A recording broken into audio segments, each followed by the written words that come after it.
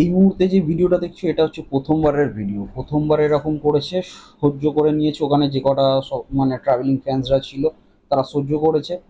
কিন্তু নেক্সট ভিডিওটা দেখার পর বন্ধুরা, নেক্সট উড়িষ্যা এফসি এবং মোহনবাগানের 1-1 ড্রতে যে ব্যবহারটা ওরা করেছে আমাদের সাথে, সেই ব্যবহারের পর কিন্তু উড়িষ্যা এফসিকে এমনিতে বাড়ি যেতে দেওয়া যায় না। আমি অ্যাজ এ মোহনবাগান ফ্যান হিসেবে বলছি, উড়িষ্যা এফসিকে এমনিতে বাড়িতে যেতে দেওয়া যায় না।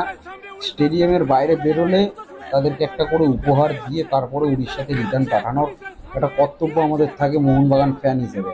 তো তোমরা কে কি ভাবছো এই ভিডিওটা দেখে নিশ্চয়ই আমাকে কমেন্ট করবে। নেক্সট ভিডিওটা দেখাচ্ছি বন্ধুরা, নেক্সট ভিডিওটাও দেখো, রক্ত গরম হয়ে যাবে।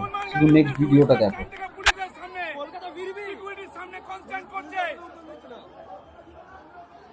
আজকে আমি ম্যাচ মোহনবাগান কলকাতা সাপোর্টার আমরা এসেছি এখানে খেলা দেখতে।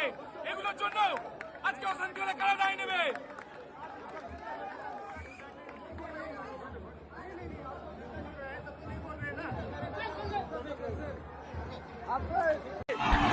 হলো রক্ত গরম, আর যার হয়নি তারা কোনোদিনও হবে না।